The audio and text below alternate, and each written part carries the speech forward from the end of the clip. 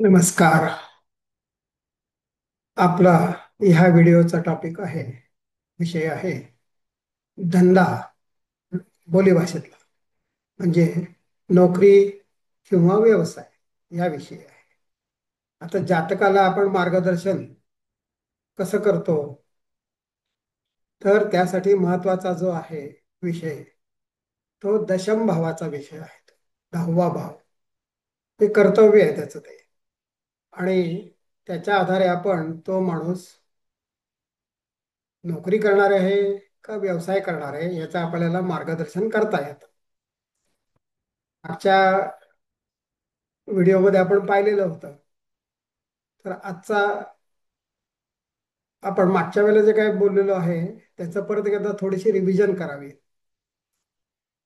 मागील भागात आपण पाहिलं की कृष्णमूर्ती सरांनी जो सुधारित नियम केलेला आहे या संदर्भातला, तर तो सुधारित नियम आपण सांगितलेला होता. तो आता आपण परत पुन्हा एकदा रिव्हिजन करू, पुन्हा बघू. कर्मस्थान 10वं स्थान म्हणजे कर्मस्थान आहे ते. तर 10व्या भावाचा सबलॉर्ड चा स्वामी कोण आणि तो स्वामी कोणत्या नक्षत्रात आहे हे पाहायचं. आणि तो नक्षत्र स्वामी, लक्षात घ्या, तो नक्षत्र स्वामी कोणत्या राशीत आहे हे महत्वाचं आहे. ह्याच्या आधारे आपल्याला जातकाला मार्गदर्शन करता येतं. समजा एखाद्या व्यक्तीचा 10चा सबलॉर्ड, दशमाचा सबलॉर्ड, त्याचा नक्षत्र स्वामी जर तो चर राशीत असेल आणि तो 7 या भावाचा संबंधी असेल, सप्तमाच्या संबंधित असेल, तर धंदा किंवा व्यवसाय करण्याची शक्यता आहे. आता एक महत्वाचं, स्वतंत्र व्यवसाय किंवा धंदा करण्यासाठी मंगळाची साथ हवी. म्हणजेच काय, त्याला तेवढं मानसिक बळ पाहिजे, डेअरिंग पाहिजे, त्याला आपण बोली भाषेत म्हणतो ते. तरच तो स्वतंत्रपणे धंदा करता येईल किंवा व्यवसाय करता येईल. जर नक्षत्र स्वामी स्थिर राशीत असेल तर अशी व्यक्ती नोकरी करेल.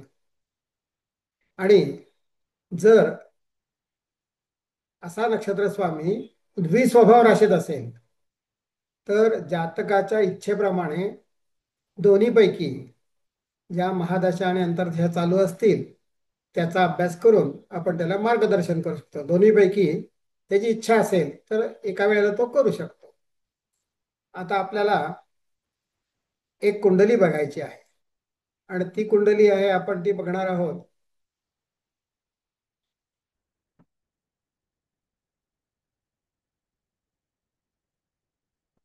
ती तुम्हाला शेअर करतो, म्हणजे मग तुम्हाला कसं होईल, बरं होईल, बघता येईल.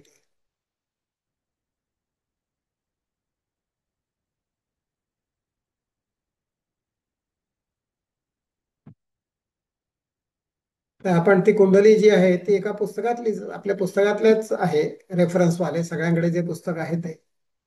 आणि त्या संदर्भात आपण ती कुंडली बघत आहोत. भावचलित कुंडली आहे, निरयन भावचलित कुंडली आहे. आता याच्यात काय बघायचं, तर जो एक आपल्याला केसरी रंगाचा बाण दिसतोय, तर तो केसरी रंगाचा बाण म्हणजे दशम भावाचा आरंभ आहे. मकर, 8 अंश आणि 5 कला. म्हणजे दशम भावाचा आरंभ जो आहे तो आपल्याला मार्गदर्शन करणार, त्याचा सबलॉर्ड, की हा माणूस काय करणार, कर्तव्याचं आहे ते स्थान, कर्मस्थान आहे. वेगवेगळी नावं असतात, सामान्यतः दशम भाव म्हणतात. तर ह्याचा जो भावारंभ आहे, तर त्याचा सबलॉर्ड कोण आहे हे जर तुम्हाला माहिती असेल तर तो नियम आपल्याला वापरता येईल. कुठला नियम आहे आपल्याला माहिती आहे, दशमाचा सबलॉर्ड, दशमाचा सबलॉर्ड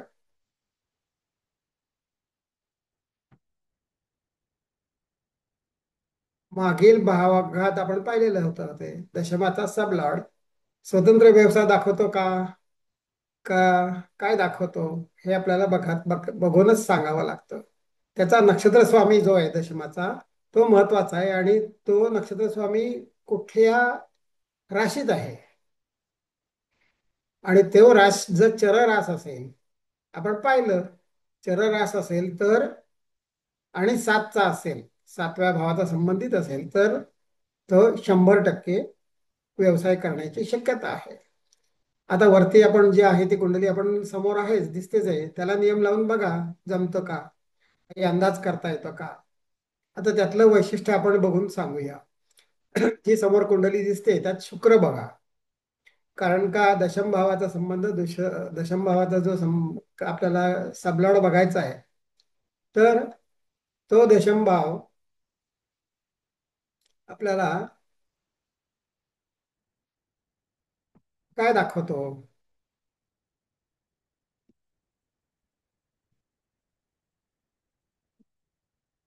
शुक्र आहे तो, बघा आपल्याला काय दिसतंय, तो शुक्र आहे तो दशम भावाचा, मकर 8 अंश 5 कालाचा दशम भावाचा आरंभ आहे.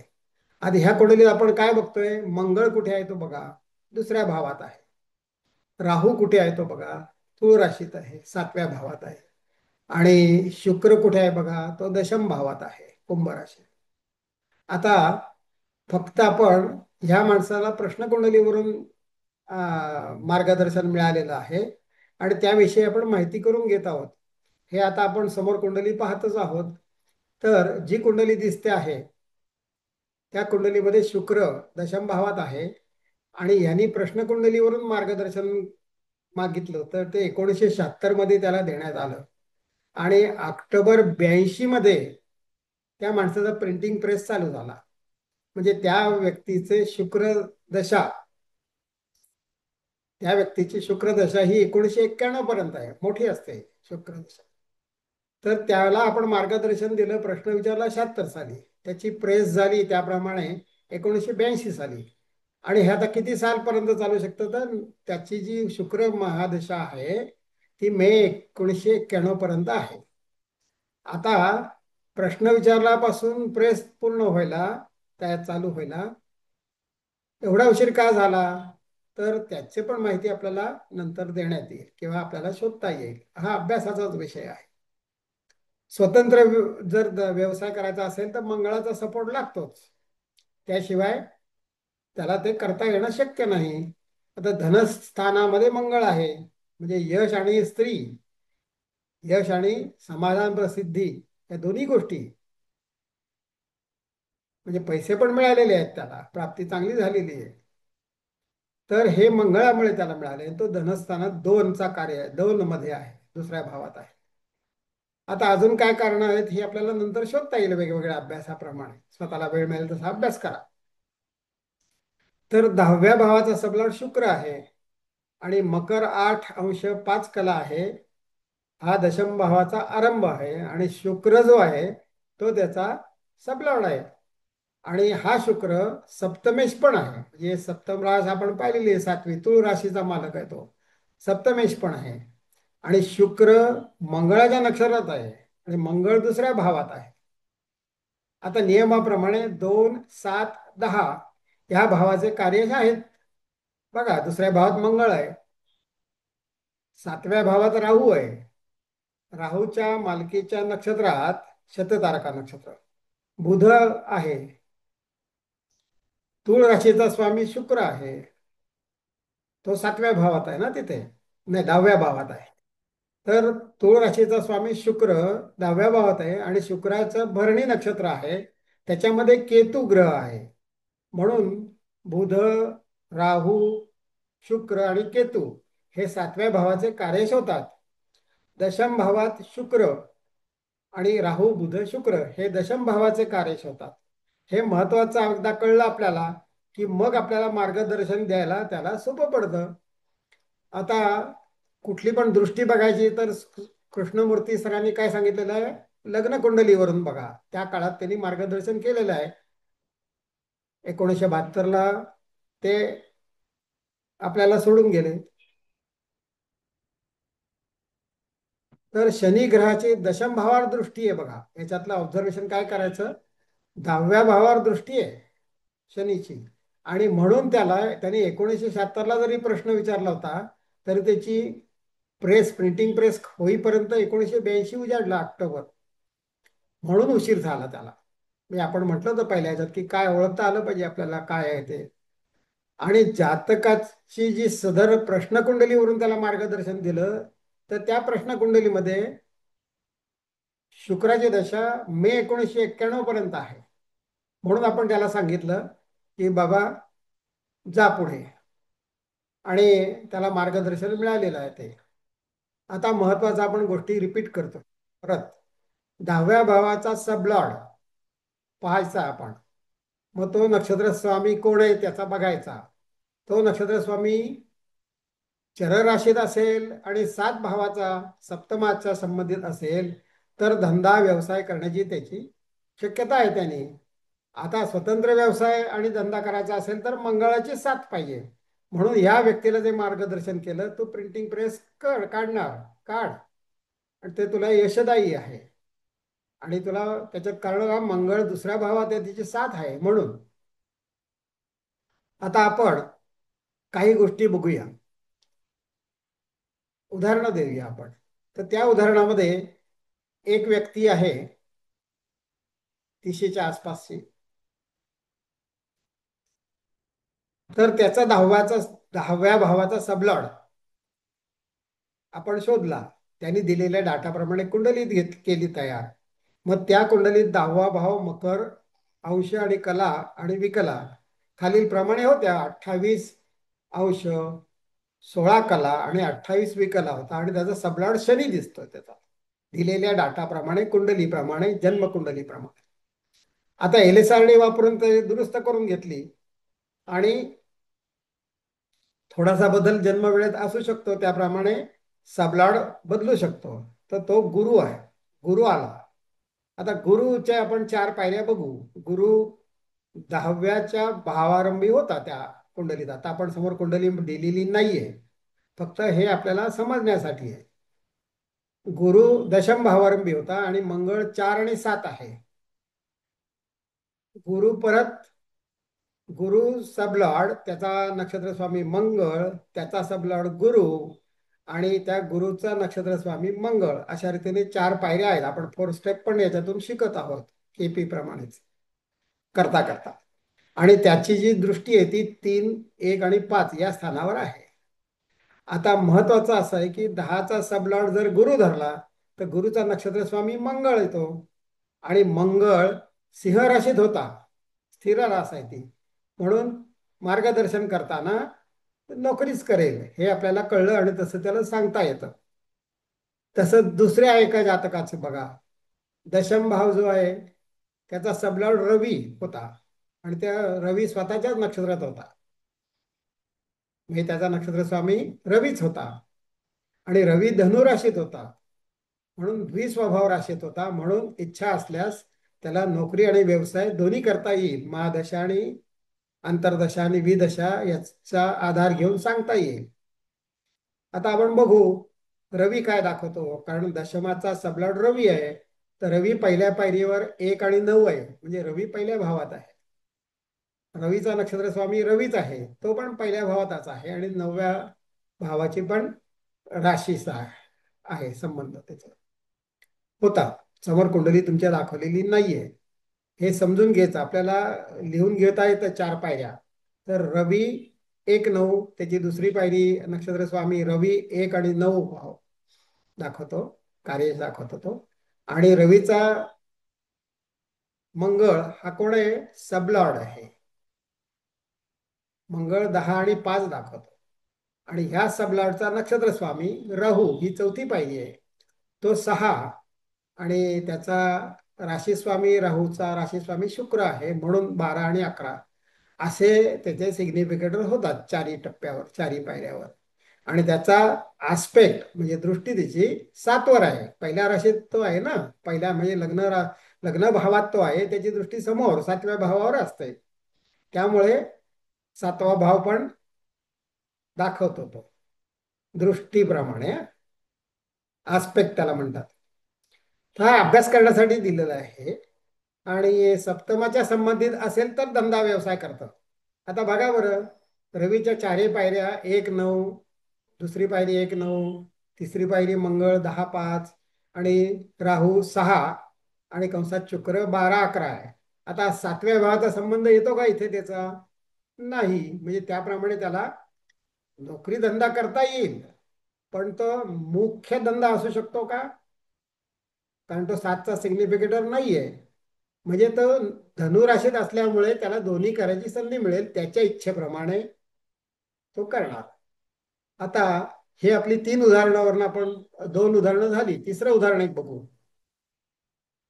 या ग्रहाचं आता, या ग्रहस्थाचं आता वय 75 आहे, पण त्या काळात त्यांनी जेव्हा अभ्यास केला होता त्याचा, त्याला सांगण्यात आलं होतं त्यावेळेला, तर त्यावेळेला त्यांनी ते पाहिलं होतं. तर दशमाचा सबलाड त्या व्यक्तीचा मेष 28, 18 आणि 36 असे अंश कला विकला असल्यामुळे 10व्या भावाचा सबलॉर्ड चंद्र आहे. आता ह्याला मार्गदर्शन आपण करायचं ठरवल्यावर काय करणार? आपण चंद्र कुठल्या नक्षत्रात आहे बघणार आणि तो कुठल्या राशीत आहे ते बघणार.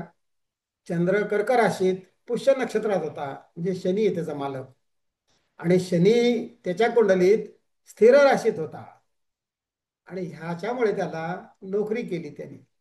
आणि धंद्याविषयी काहीच समोर येऊ शकत नाही विषय, कारण चंद्राचा पुष्य नक्षत्र म्हणजे स्वामीचा शनी जो आहे, चंद्र हा सबलॉर्ड आहे, तो कर्क राशीत पुष्य नक्षत्रात आहे. त्याचा स्वामी, पुष्य नक्षत्राचा स्वामी शनी आहे आणि शनी स्थिर राशीत आहे. म्हणून ह्या व्यक्तीला कायम नोकरीच करता आली किंवा करावी लागली. हे आपल्याला मार्गदर्शन दशम भावावरून कळतं. आपण सुरुवातीची कुंडली जी घेतलेली आहे ती धंदा करणाऱ्याची घेतलेली आहे मुद्दाम, आणि ह्या नोकरीवाल्याच्या कुंडल्या आपण याच्यात दिलेल्या नाहीयेत. आता एक ब्रेन स्टॉर्मिंग किंवा स्वतःला विचार करण्यासाठी किंवा विचार करायला लावण्यासाठी खालील वाक्य मी म्हणतो, बघूया आपल्याला काय जमतं का. आता मी जी सांगणार आहे त्या गोष्टीमध्ये काय घडण्याची शक्यता आहे. उदाहरण म्हणून एक गोष्ट घेऊया. सदर एक कोणती व्यक्ती आहे एक समोर, आणि त्याचा दशमाचा सबलॉर्ड, त्याचा नक्षत्र स्वामी चर राशीत आहे, परंतु सातव्या भावाचा तो कार्यश नाहीये. तर आपण त्याला काय मार्गदर्शन करणार? सातव्या भावाचा संबंधच नाही त्याचा. आपण काय मार्गदर्शन करणार? करा विचार, करा अभ्यास, आणि आपण हे हा विषय आहे तो ह्या व्हिडिओ पुरता थांबूया. परत कधी वेळ आली तर ह्याविषयी घेता येईल, मार्गदर्शन करता येईल. आणि आपल्याला एक महत्वाची विनंती आहे की तुम्ही KP four step theory Marathi या चॅनलवर भेट द्या. पुढे अनेक अनेक व्हिडिओ त्याच्यावर अपलोड करण्याची शक्यता आहे आणि प्लॅन आहे. आणि आपल्या चॅनलचं नाव आहे केपी फोर स्टेप. आणि तुम्ही ह्याच्याबद्दल जे काय तुम्ही आता जे पाहून त्याच्याबद्दल कॉमेंट लिहू शकता. आवडलं तर आवडलं म्हणू शकता, आणि काही वेगळा प्रश्न असेल तर तो फक्त माहितीसाठी म्हणजे पुढील व्हिडिओसाठी वापरताना त्याचा आधार घेऊन काही सांगता येतं का जास्तीची माहिती यासाठी वापरता येईल. तर ह्या ठिकाणी आपण आपला व्हिडिओ थांबवत आहोत. धन्यवाद. काही चुका असतील तर त्या रिमार्कमध्ये लिहा, त्या वाचून दुरुस्त करण्याचा प्रयत्न राहील कायम. कारण हे व्हिडिओ बघणारे आहेत, हे नवीन पण आहेत, जुने पण आहेत, सगळे जण बघतात. तज्ज्ञ लोक बघत असतात. काही शंका आली, त्यांना डाऊट आला तर ते अगदी उदारपणाने आम्हाला लिहू शकतात. आम्ही त्या नोट्स वाचू आणि जमेल तशी पुढच्या भागात दुरुस्ती करू. त्याच्याबद्दल आधीच धन्यवाद देतो. आणि तुम्ही जो आम्हाला सपोर्ट करत आहात ह्या साईटला, म्हणजे केपी फोर स्टेप मराठी या चॅनलला भेट देऊन आमच्यावर तुम्ही आम्हाला मदतच करत आहात. आपण अजून नवीन विषय घेऊ वेगवेगळे आणि अजून त्यातून मार्गदर्शन करण्याचा प्रयत्न करू. धन्यवाद.